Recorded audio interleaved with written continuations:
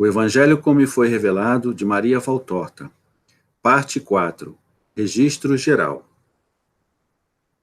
O povo da Palestina foi intimado pelo imperador de Roma a fazer um registro geral. Os da linhagem de Davi deveriam fazê-lo em Belém, terra de Davi. José se inquietou. Maria, em seu último mês, não poderia se arriscar numa viagem longa, gelada, além do cansaço e da incerteza de onde ficariam. E, puxando um burrico, levou Maria de Galiléia à Judéia. Maria parecia andar sobre nuvens. Mal percebia o que se passava à sua volta. Foram quase 100 quilômetros de aridez pelo deserto gelado, e, conforme previsto, não acharam nenhuma guarida. José chegou a implorar acolhida nas hospedarias, nos abrigos, casas de família e nada. Maria, o que faremos? Estás exausta. Ela pegou a mão de José e sorriu. Acho que o tempo chegou mesmo. Meu Deus de misericórdia, e agora? Não tenhas medo, José. Sigamos em frente. Não vês que estou cheia de alegria? Uma alegria tão forte, tão incontrolável, dizendo ao meu coração acelerado: ele está nascendo, está nascendo. Um pequeno pastor compadeceu-se com o estado da jovem. Falou-lhes de uma estrebaria onde poderiam ao menos se abrigar naquela noite gelada. O Filho de Deus nasceria como o mais pobre dos pobres, embora fosse Criador de todas as coisas.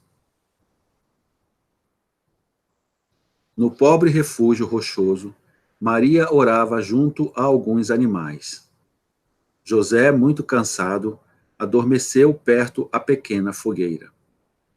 Pela fresta, raios de lua desceram como auréola sobre Maria. Ao olhar para cima, seu rosto foi totalmente transfigurado. O som dos clarins anunciava o grande acontecimento. A forte luz foi crescendo, crescendo, sempre mais e mais.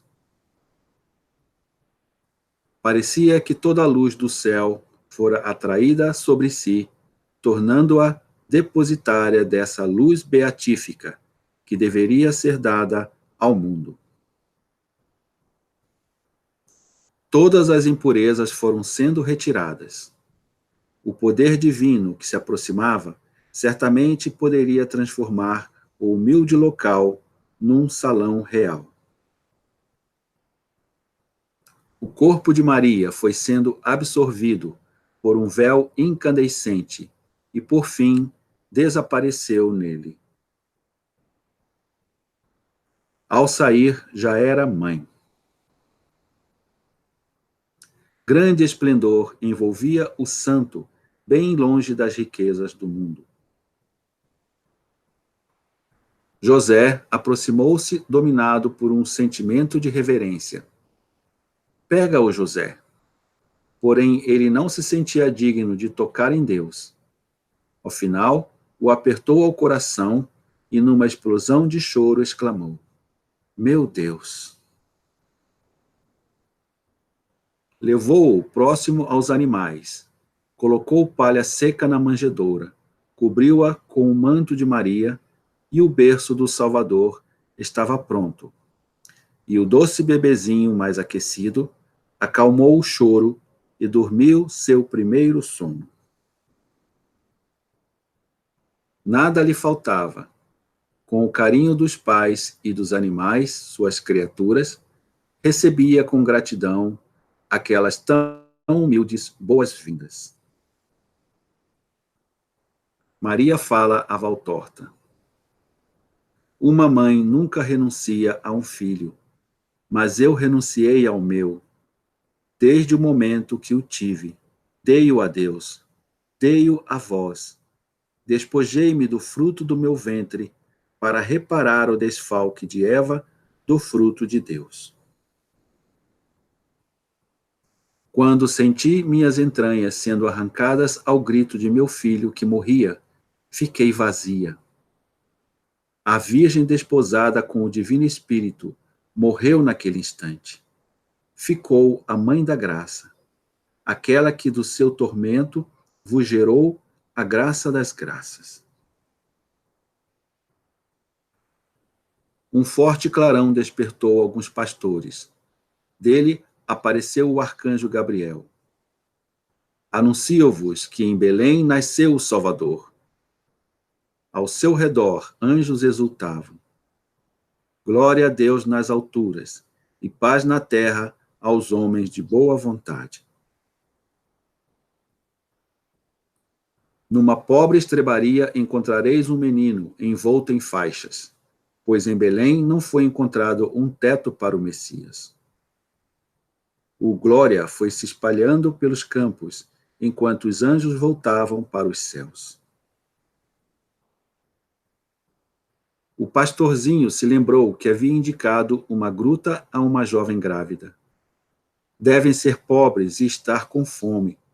Vamos levar o que pudermos. Reuniram o que tinham, circundaram Belém e chegaram. Mas como pôde o Salvador nascer num lugar assim? Mistério não só a eles, como a todos nós. O menino Levi foi na frente. Vejo a jovem ninando o bebê que chora. Jesus pequenino, não chores, filhinho. Ah, se eu pudesse lhe dar leite, mas ainda não tenho. E faz tanto frio, meu amor. Que dor ouvir-te chorar. Dorme, minha alma, dorme. E com beijos tentava aquecê-lo. José virou-se e foi até a entrada. Quem sois? Viemos trazer alimentos e adorar o Senhor. Foi o anjo que nos disse: entrai. Maria levantou o olhar e logo reconheceu o menino. Com um largo sorriso, o trouxe para junto de si. Olha, querido, este é o Filho de Deus. Todos se ajoelharam, cientes de que assistiam a algo grandioso demais para ser entendido. Um deles entregou uma pele de ovelhinha. O outro lhe ofereceu leite tirado na hora. Maria enrolou Jesus com a pele e com a espuma quentinha, molhou seus lábios. O bebezinho, sugando aquela doçura, adormeceu na hora, com o paninho na boca. E todos riram. Os pastores queriam ajudá-los. Logo cedo falaremos com a nossa patroa. Ela é boa. Está com a casa cheia, mas com certeza vos acolherá. Por enquanto, tomai o que nossa pobreza pode vos dar. Nós também somos pobres e não poderemos vos pagar, disse José. Ainda que pudesses, não aceitaríamos. O Senhor já nos pagou. Ele será o príncipe da paz, e nós já assentimos. E vós, mãe, que geraste o Filho de Deus, és santa. E como nossa rainha, o que podemos te fazer? Amar o meu filho e terdes o mesmo sentimento que tendes agora, disse Maria. Depois pediu que avisassem Zacarias, o que logo foi atendido. Na hora de se despedirem, Levi, com um sorriso de anjo, pediu: deixa-nos beijar a roupinha dele? Maria o ergueu para poderem beijar seus pezinhos. E todos, ao beijá-lo, choraram comovidos. Foram tocados profundamente pela graça e saíram ardentes de amor. Jesus fala à voltorta. Nestes primeiros adoradores, encontramos os requisitos para os verdadeiros adoradores de meu corpo eucarístico. Fé. Eles creram firmemente no que lhes foi anunciado. Generosidade. Deram o melhor que possuíam ao Senhor. Humildade. tiveram modéstia e se fizeram seus servos. Desejo. O que não tinham, buscaram conseguir. Prontidão. Maria foi atendida prontamente. Amor. Não saíram sem que o coração ardesse de amor. Quem tem alma de criança sabe dizer: deixa-me beijar o vestidinho de Jesus. Levi foi pedir a Maria, porque é sempre ela quem vos dá Jesus. Quem me pede a ela, recebe. Pedi, pois, deixa-me beijar teu Jesus? Ou, deixa-me repousar a cabeça sobre o coração dele para ficar feliz? Zacarias os visitou em casa de Ana, a hospedeira. Soube das dificuldades e o desejo de voltarem a Nazaré. Mas achou que deveriam permanecer em Belém, pois os galileus não eram bem vistos na Judéia. No fundo, desejava ser mestre de Jesus, para no futuro ter os seus louros. Zacarias era sacerdote, José não, mas tinha o espírito ligado ao céu. Tentou argumentar que Maria ansiava voltar ao seu refúgio em Nazaré e educar o filho. Em Belém não teria a oficina, o que os obrigaria a começar tudo do zero. Zacarias já havia sido punido com a mudez. Agora parecia dizer: para ser mais fácil a missão de Jesus, melhor que cresça aqui. Queria ser útil, não servindo-o, mas fazendo-se seu mestre. Julgava-se douto. Maria poderia argumentar, mas obedeceu. Respeitou a dignidade de seu sacerdócio. Maria fala a Valtorta. José havia trabalhado sem se poupar para dar o melhor para Jesus. Mas a ordem foi que ele cresça na Judéia. Ó, meu santo esposo, eu tinha dons que me deram suporte, mas José teria de vencer o peso da humanidade, elevando-a à santidade. Renunciar a tudo, pois sabia que obedecer salva sempre. Pouco depois, Herodes mandou matar os bebês de Belém e arredores, o que nos permitiu deixar a cidade para sempre. Obedecer salva sempre. Apresentação no templo. Na cerimônia da circuncisão, marca de todos os meninos de Israel, o Filho de Deus recebeu o nome de Jesus. Mais tarde, ele mesmo iria abolir essa lei para que não houvesse mais distinção entre os povos do mundo inteiro. Simeão, velho de ardente fé, ao vê-los entrar, foi profundamente tocado. Apesar de quase cego, pressentiu que o menino era o Messias. E num gesto comovido, elevando-o ao céu, agradeceu ao Senhor por tê-lo mantido vivo para poder ver o Rei de Israel. Porém, disse a mãe: este menino será motivo de muitas contradições, e teu coração será traspassado por uma espada de dor. O sorriso de Maria desapareceu. Sabia que o coração do filho seria ferido de morte e que unidos estariam no martírio do Calvário. Ana de Fanuel, sua antiga mestra, vendo sua dor, disse: o Senhor te dará um coração de ouro puro, para que resistas ao mar de dores que te tornará a maior mulher de toda a criação, a mãe. Maria guardava todas as coisas no coração. Jesus fala a Valtorta. Simeão não era sacerdote, era um simples fiel a quem a verdade foi revelada. Pela manhã, os sacerdotes não foram capazes de identificar o menino, porque o Espírito de Deus pode trovejar e sacudir como um terremoto. Ele pode. mas em geral se manifesta onde vê boa vontade em merecer sua efusão, nos de vida purificada, caridosa e orante, não em rituais.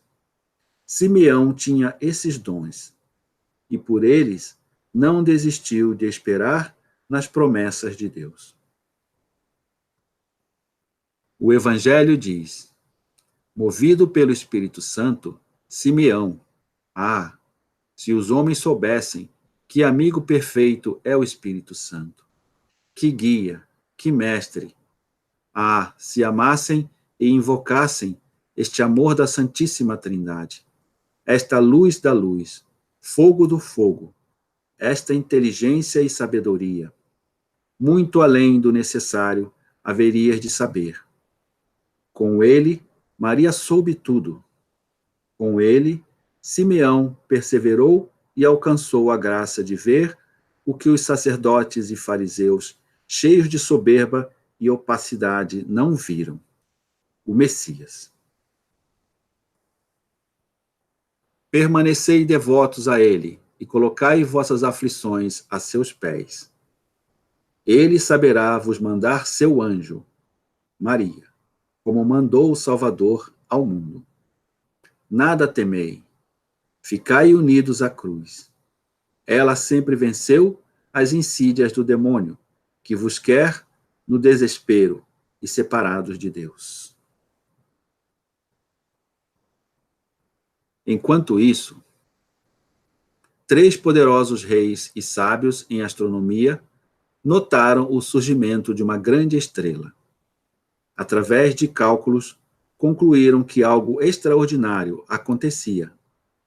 Cada um saiu de seu país na Ásia, onde hoje é Turquia, Afeganistão e Pérsia, sem terem certeza do que pressentiam. Contudo, tiveram fé, acreditaram no sinal da nova estrela e na voz interior que lhes dizia: essa estrela assinala a chegada do Messias. Fé na bondade divina que jamais os enganaria. Tinham a intenção reta e certamente seriam ajudados a chegar à meta. Herodes, ao saber que os magos estavam atrás do rei de Israel, ficou furioso. Ordenou-lhes que trouxessem mais informações. A intenção era matá-lo antes que colocasse em risco a soberania de Roma. Mas os reis obedientes às vozes do alto não voltaram. Encontraram Jesus menino, esperto e sorridente, com quase 1 ano, em casa da hospedeira. Era o Rei dos Reis em sua simplicidade.